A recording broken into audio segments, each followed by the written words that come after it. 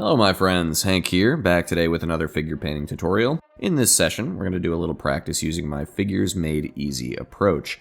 Our subject today will be this 1/35th scale US NCO figure from the folks over at Alpine Miniatures. So whether you're an experienced builder looking to do a little relaxing figure painting, or if you're a beginner ready to take a crack at figure work, this video is for you. To begin, we're going to mount our head and body on a couple of drywall screws here for a temporary painting jig. A spot of super glue gets the job done nicely and creates an easy bond for us to break when our work is done. Let's start by spraying our whole figure with a coat of black primer to give us a nice base to work up from.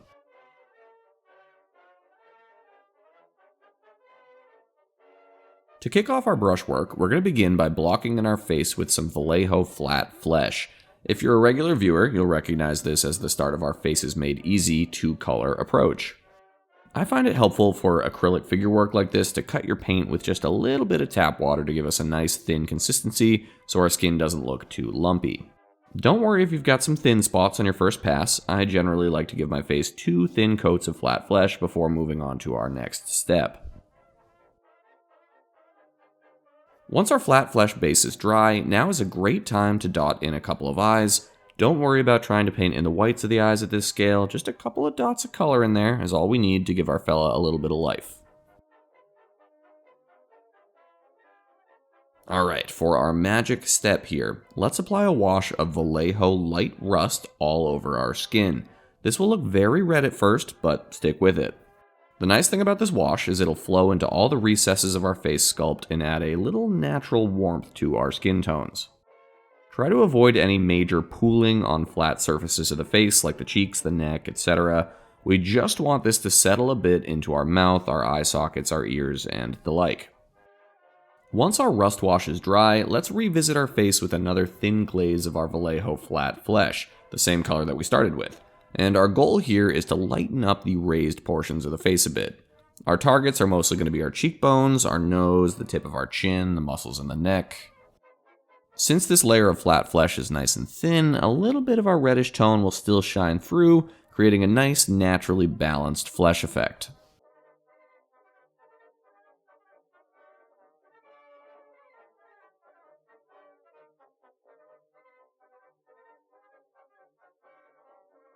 Wonderful. That'll do for our face for the time being. Let's do a little work on our helmet. A simple start here, let's block in the whole helmet with some US Olive Drab.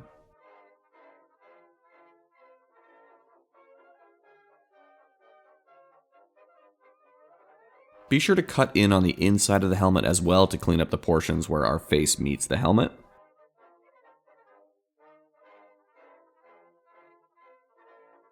For a fun little touch here, let's add a Follow Me NCO bar on the back of our figure's helmet.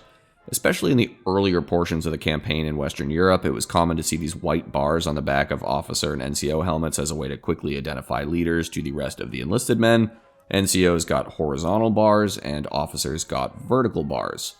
Using a bit of ammo cremavice, let's pencil in a little NCO bar on there. Next, let's address our helmet webbing. The strap in the back there will be painted in with some khaki.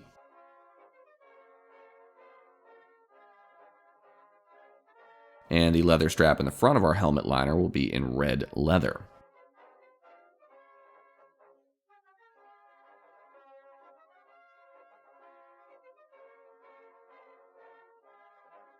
This helmet has some camouflage netting sculpted in. To accentuate this, we can dry brush a bit of Vallejo green-gray right over there to create some separation between the netting and the steel pot itself.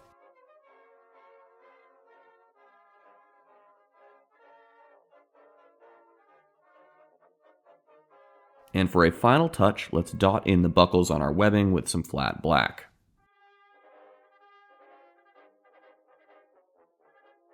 Super simple stuff. Alright, let's set our head aside for the time being and get going on our body. This particular figure is wearing the US Winter Combat Jacket, commonly known as the Tanker Jacket, which was issued in Olive Drab number 3, or OD3. OD3 is essentially khaki, so let's paint this up in a little khaki. Don't worry about overpainting onto our figure's webbing or his belt or anything at the moment. We're going to come back and clean those up later. Just make sure you block in the entirety of his jacket. To add some contrast here, let's paint in our figure's pants with some brown beige. This does a good job capturing the color of the standard issue US wool trousers from World War II.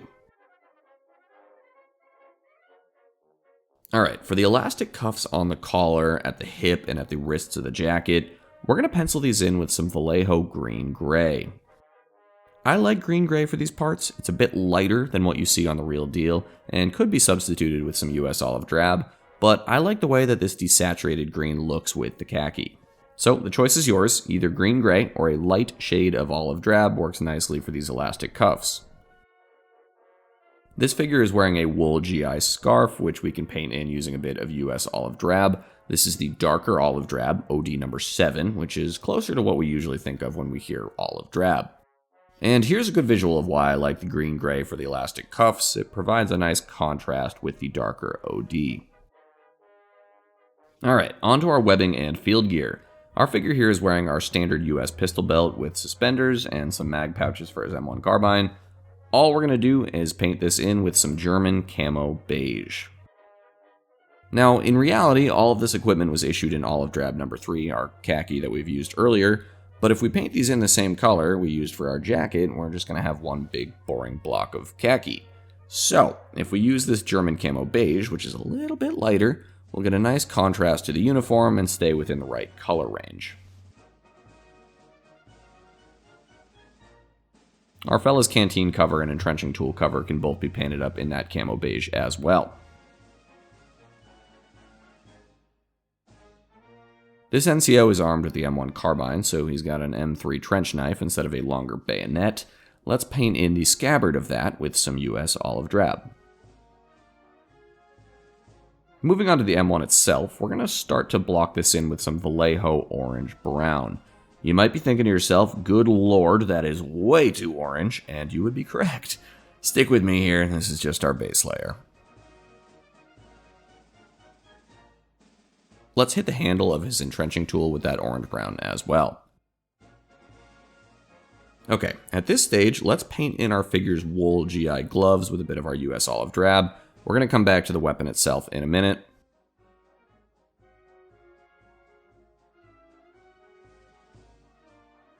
Now let's break out some of that same red rust wash we used back for our face and apply a nice thin pass of that over the wood of our M1. This will help pop our details a bit and is an easy way to add some artificial wood grain effect to the stock of the M1 down here in 1/35th scale. We're still looking pretty orange, I know, but the final step is going to come with the weathering process. Alright, next up, let's block in this mag pouch down here on the stock of his M1. We're going to use our German camo beige for this again.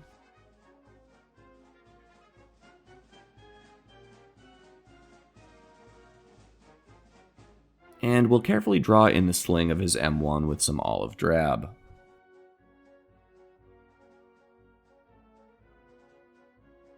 At this point, it's a good time to clean up the metal portions of the M1 using some flat black.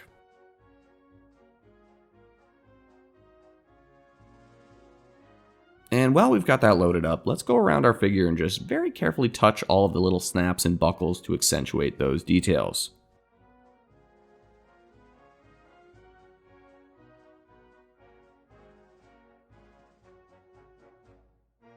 Alright, we're getting close here now. Using a little bit of Vallejo white aluminum, let's pull out the zipper on his jacket a bit. And while we've got it out, we can do a quick light dry brush pass of the white aluminum over the metal of our M1 to pop those details a bit. At this stage, let's block in our double buckled boots. We can hit those with some red leather. I like to do boots last because I often find myself accidentally rubbing that area of the figure while I work, and sometimes it can pull off some of the paint. Okay, for our final painting step, let's detail in these rank chevrons on our fellow's jacket here. Alpine Miniatures does a lovely job of sculpting these in for us. We're going to start by blocking the whole patch in with some flat black to serve as our backing. And then we're going to come back with a very fine-tipped brush and some of our German camo beige to pencil in his staff sergeant chevrons and rocker. Don't worry about making these super clean. Since these are sculpted in, we can help accentuate the breaks between the stripes during the weathering phase. And to wrap this step up, we can come back with our khaki again and just tidy up the outside of the patch to help blend it in with the jacket. Alright, with that, our main painting work is complete. Let's move on to weathering. To start, let's spray our whole figure with some gloss varnish to protect our work so far and get this guy ready for a little bit of wash. Before we apply our wash, it would probably be a good idea to get our head attached. Prepare yourselves, this is extremely graphic. Just kidding. A little bit of super glue, bam, we're in business.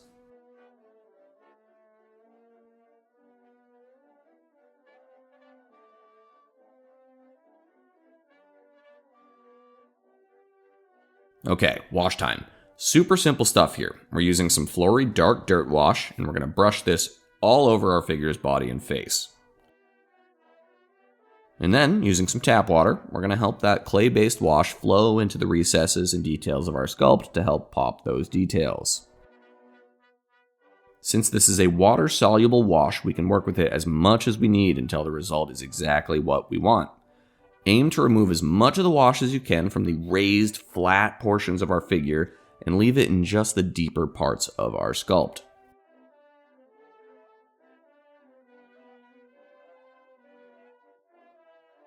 Once we are happy with the wash, we can let it dry, and then all that's left to do is spray our figure with a coat of matte varnish to seal in all of our work and knock down any of that excess shininess.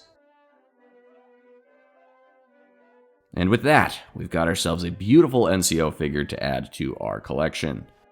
If you'd like to check out some more figure painting tutorials, I've got lessons on many of the other US uniform types from the period, as well as lots of German uniform tutorials. You can check some of those out right here. I hope you guys enjoyed this session. Thank you for watching, and until next time, my friends, be well, happy building. Cheers.